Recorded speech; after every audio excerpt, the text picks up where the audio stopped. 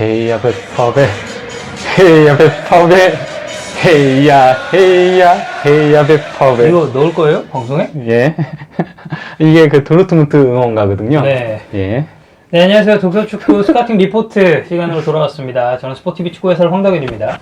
예, 안녕하세요. 골닷컴 김영민 기자입니다. 네, 이분이 이제 많은 분들이 잘못 알고 계신 것 중에 하나가 이제 브레멘의 굉장히 강팬이다. 네, 이날로써 아니요, 브레멘 팬 게 이제 맞습니다. 증명이 됐죠. 브레멘 팬 맞습니다. 네, 도르트문트의 응원가를 부르고 또 이제 머플러를 이렇게 두르면서 이 도르트문트가 이제 굉장히 또 폭풍 영입을 하지 않았습니까? 예. 이 영입에 대한 것을 축하하는 김현민 기자가 되겠고요. 네, 이번 시간에는 저희가 이제 도르트문트 관련된 소식을 한번 살펴보기로 했었는데 들어가기 전에 구독, 좋아요, 알림 버튼, 알림 버튼이 아니라 알림 설정, 예. 네, 알림 설정까지 부탁드리겠습니다.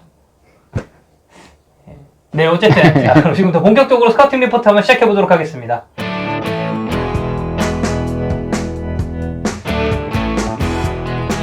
네, 오늘 또 따끈따끈하게 들고 온 소식은 어떤 소식이죠? 소식이라기보단 스카우팅 리포트죠. 네, 그렇죠. 예, 그럼 오늘 소개할 선수는 도르트문트가 이번에 그 폭풍 영입을 하지 않았습니까? 그렇습니다. 그러니까 이틀 사이에 3명의 선수를 영입했는데요. 토르강 아자르와 네, 그리고 브란트는 네. 이미 저희가 소개를 했습니다. 네, 그렇습니다. 저희가 예. 이제 앞서서 스카우팅 리포트에서 이제 다른 선수들이 또 있었죠. 이 폭풍 영입의 또 일환이죠. 가장 먼저 오피셜이 뜬 선수입니다. 어떤 선수죠? 예, 바로 그 호펜하임 측면 수비수, 그 독일 대표팀 측면 수비수기도 한 니코시추죠. 네. 예, 이 선수 그러니까 2024년 여름까지 그 2,700만 유로에 영입을 했습니다. 도르트문트가. 그러고 나서 곧바로 하루 뒤에 토르강 아자르를 영입을 했죠. 네, 그렇습니다. 예, 토르강 아자르 영입에는 비체리의 에이전트 일을 했더라고 합니다. 그래서 여기 예, 에이전트 악셀 앳 워크 일하는 중. 일하는 중이다. 하필이면 또 도르트문트하고 메넨글라드바흐 경기가 최종전이었거든요. 아, 분데스리가. 네, 예. 그렇죠. 그래서 마지막 경기를 앞두고 예, 일하는 중. 네. 그래서 영입에 성공을 했고요. 그리고 곧바로 네. 예, 율리안 브란트까지 떴죠. 토르강 아자르도 토르강 아자르지만 아무래도 도르트문트 팬들이 가장 기대했던 영입이 아니었을까라는 생각이 좀 들죠. 예, 실제 거가 도르트문트 구단 쪽에서도 약간 좀 뭐랄까 슈츠 같은 경우는 그냥 영상 하나 사진 하나 딱 떴어요. 슈츠 이렇게 외치는 그 영상이 네. 있거든요. 네.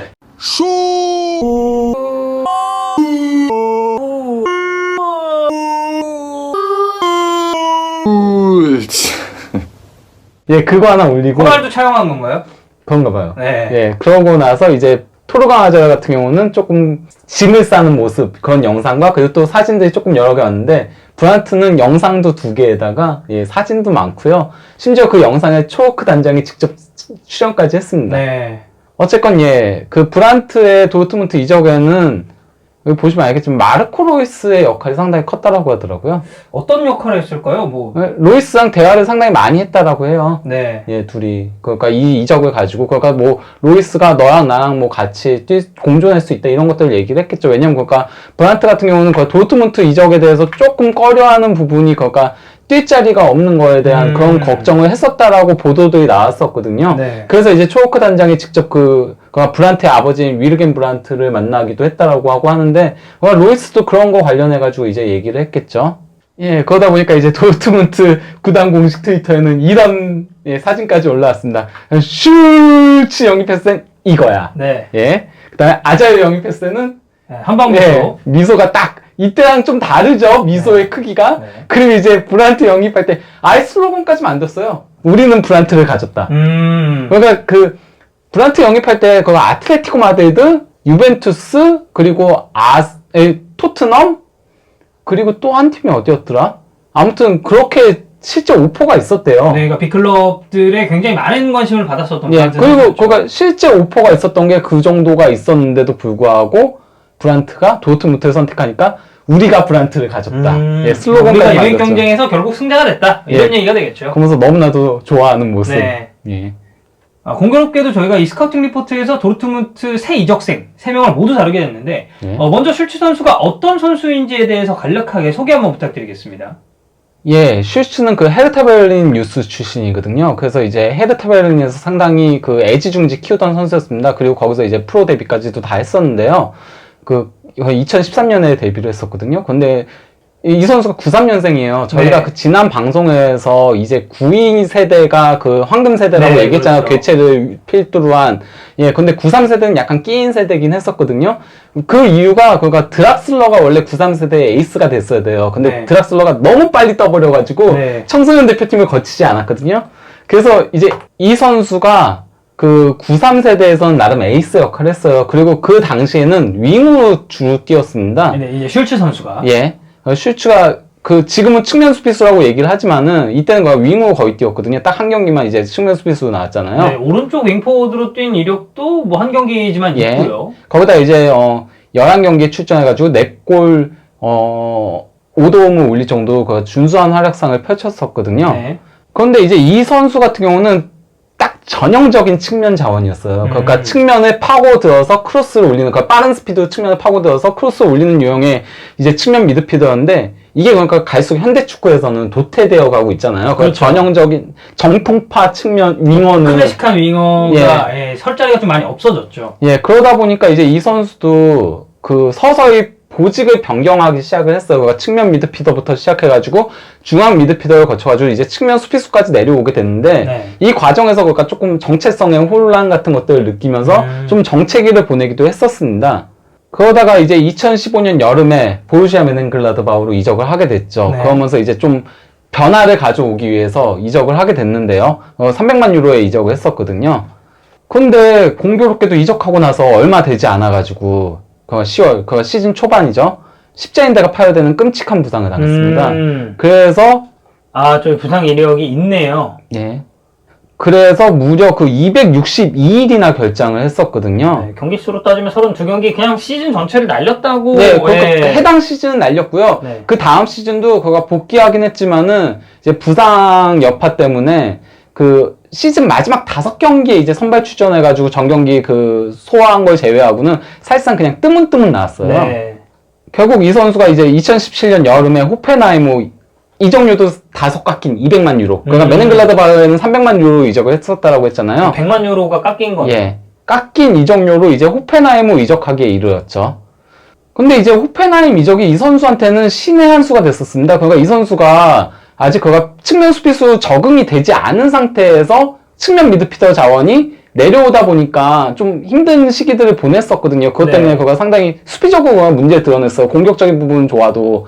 하지만 호펜하임 같은 경우는 저희가 그가 지난 그 호펜하임 팀 분석 영상 때서도 그렇죠, 얘기했었지만 백스리를 주로 썼었다고 했잖아요. 네. 지난 시즌까지. 그러다 보니까 이제 윙백, 좀 공격에 좀 더 치중할 수 있는 윙백으로 서면서 그러면서 본인의 진가를 드러내기 시작을 했었죠. 그 나게스만의 지도를 받으면서. 네. 그러면서 빠르게 성장을 해가지고 해당 시즌에 이제 1골 4도움을 기록을 했었습니다.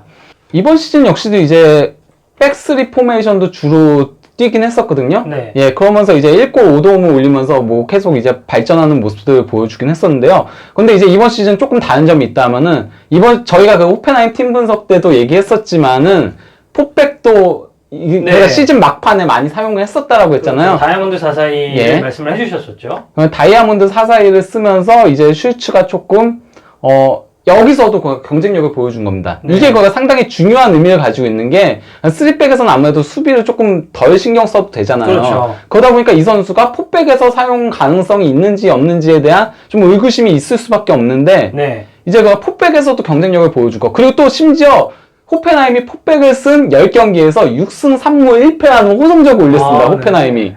예, 이게 그러니까 도르트문트가 슈츠를 영입하게 된 원동력 중에 하나라고 할 수 있죠. 왜냐면 도르트문트는 포백을 쓰는 구단이니까요. 그렇죠. 그리고 이제 이 선수가 호펜하임에서의 활약상에 힘입어가지고 2018년 9월에 처음으로 이제 독일 대표팀에 승선을 했습니다. 네. 그리고 이제 데뷔전에서 페루와의 데뷔전에서 경기 종료 5분을 남기고 골을 넣으면서 2대1 승리를 이끌었고요. 결승골을 넣었네요. 결승골을 넣은 겁니다. 그리고 이제 지난 3월 24일 네덜란드와의 그 유로 2020 예선 경기에서 네. 또 이 경기에서 1골 1도움 그래서 3대2 승리를 이끌었는데요. 또 이번에도 90분의 골을 넣었습니다. 결승골의 사나이네요. 예, 그 네. 골을 넣었다 하면 결승골. 예, 뭐 그렇다라고 할 수 있죠. 그러면서 이제 독일 대표팀에서도 입지를 굳혀나가고 있는데요. 네. 그리고 이건 이제 expected assist라고 해가지고 그러니까 그 기대 도움이 군 거거든요. 예, 그러니까 뭐 슈팅 지점에다 이제 패스를 전달해 줬을 때 그게 얼마나 이제 골과 근사치가 있는가를 수치별로 다 계산해가지고 통계를 내는 건데요. 이제 그러니까 킴미가 14.3개의 도움을 올렸어야 되는 정도의 그런 패스들을 제공을 해준 거고요. 네. 슈츠가 이제 10.3회로 토마스 밀러와 함께 공동 2위. 예, 뭐 이 정도가 상당히 좋은 활약들을 펼쳤다고 할 수 있죠. 네. 거기다가 이제 도르트문트 선수가 3명이 되게 됐죠. 네, 도르강 하자르, 제이든 산초, 그리고 니코 슐츠까지. 예. 이 선수가 역시나 장기는 크로스에 있습니다. 네. 저 많은 익스펙티드 어시스트도 그러니까 이 크로스에서 많이 나오는 거거든요. 날카로운 왼발을 자랑하고 있는데요. 크로스가 111회로 그 분데스리가 전체 3위, 코스티치하고 마틴에 이어서 3위인데요. 네. 이게 뭔가 상당히 도르트문트한테는 크게 도움이 될 겁니다. 왜냐면은 도르트문트가 기본적으로 크로스가 상당히 적은 팀이에요. 네. 그러니까 그 도르트문트에서 가장 크로스가 많은 선수가 하킴인데 41회거든요. 아, 차이가 굉장히 많이 절반도 안 되는 네. 거죠. 그리고 분데스리가 전체 41위거든요. 네. 그러니까 슐츠의 가세는 도르트문트의 측면폭을 넓히는 데 있어서도 상당히 크게 도움이 될 거라는 거죠. 그리고 이게 이제 슐츠의 분데스리가 통산 성적인데요. 그러니까 187경기에 출전해서 7골 23도움. 도움 수치가 확실히 좀 눈에 띄네요. 예, 그거 상당히 그 측면 수비수라는 포지션을 감안하면은 상당히 그가 득점 생산성이 높은 편에 속한다라고 할 수 있죠. 조력자로서의 역할을 굉장히 좀 잘해준다고도 해석을 해볼 수가 있겠고요. 예, 그 A매치에서 6경기 2골 2도움, 아까 얘기한. 스탯 괜찮네요. 예. 그리고 이제 쇼크 도르트문트 단장 같은 경우 이제 슈츠 영입에 대해서 그는 최근 몇 년간 경기력에 있어서 발전을 거듭하면서 독일 대표팀으로 성장해왔다. 그리고 우리는 그의 뛰어난 육체적인 능력과 스피드, 그리고 뛰어난 역동성에 많은 그 이득을 보게 될 것이다. 게다가 투쟁심도 갖추고 있다라고 표현했는데요. 그리고 또 이제 슐츠 역시도 도르트문트가 내 스타일과 맞아 떨어지고 또 내가 하는 방식의 플레이가 그들에게 도움을 줄 수 있을 것이라고 생각을 한다고 얘기를 했어요. 근데 그거가 말이 맞는 게 무엇이냐면요. 그러니까 일단 그 슐츠가 상당히 그건 스피드나 이런 거에 강점을 가지고 있는 선수거든요. 그렇죠. 먼저 그거가 최고 순간 속도가 4.8km예요.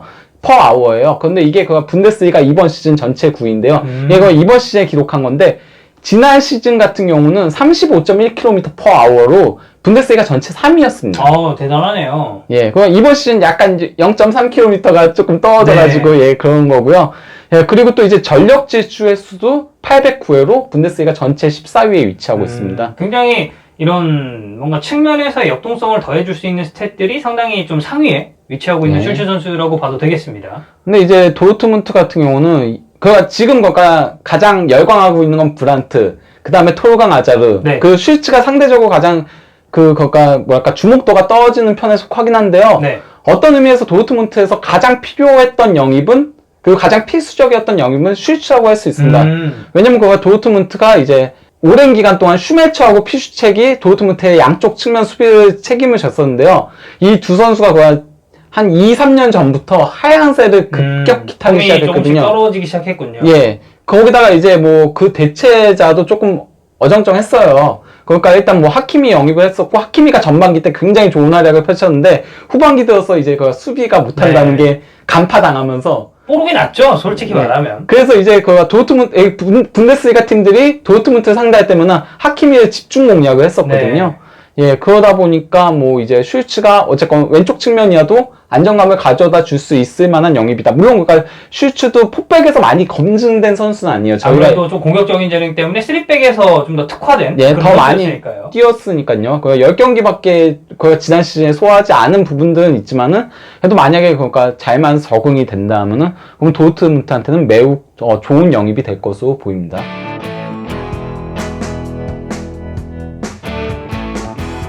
네, 이렇게 오늘은 저희가 또 이 도르트문트의 새 이적생 3인방 중 어떻게 보면 가장 도르트문트에게 필요한 영입이라고 할 수 있는 슐츠 선수에 대해서 알아보는 시간을 가졌습니다.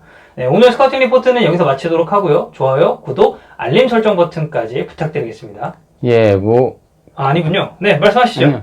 근데 어쨌건 도르트문트가 이렇게 폭풍 영입을 하면서 바이에른이 조금 긴장을 해야 되지 않을까 생각을 합니다. 아쉽게 승점 2점 차로 놓쳤잖아요, 우승을. 그렇죠. 그것 때문에 더 빠르게 이렇게 발빠르게 영입을 한 것 같아요. 영입을 했는데, 예, 세 선수 다 어쨌건 분데스리가에서 이미 검증됐고, 이번 시즌 활약상이 분데스리가에서 해당 포지션에서 정상급 활약을 펼친 선수들인 만큼, 예, 뭐, 이 부분에 있어서 그러면 바이에른도 대응을 할 필요성이 있지 않을까라고 생각을 하고, 예, 나중에 조금 더 뭐 이적 시장이 조금 더 안정화가 돼서 도르트문트에 대한 그런 예상을 할 수 있게 되면은 그때 좀 팀 분석 쪽으로 조금 더 가면서 이 선수들이 어떻게 활약하게 될 것인가에 대한 예상 같은 것들을 조금 해보는 시간을 가지도록 하겠습니다. 네, 이제 뭐 저희가 유럽 축구 시즌이 끝났기 때문에 비시즌 동안에는 굉장히 또 따로 이런 식으로 다뤄볼 게 상당히 많습니다. 네. 앞으로 영상들도 기대를 해주시길 바라겠고요. 뭐 오늘 저희 스카우팅 리포트는 여기서 마치도록 하겠습니다. 안녕. 안녕.